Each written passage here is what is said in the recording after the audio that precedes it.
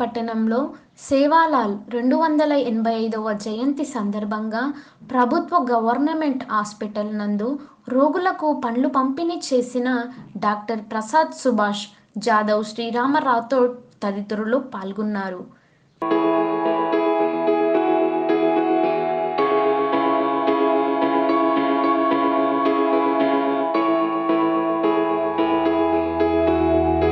సేవాలాల్ జయంతి శుభాకాంక్షలు.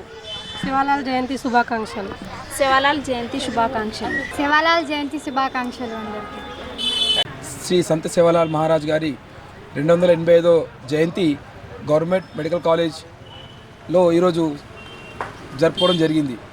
అందరూ స్టూడెంట్స్ కానివ్వండి, డాక్టర్స్, ప్రొఫెసర్స్ అందరూ పెద్ద ఎత్తున అందరూ వచ్చి ఈ కార్యక్రమాన్ని విజయవంతం చేయడం జరిగింది.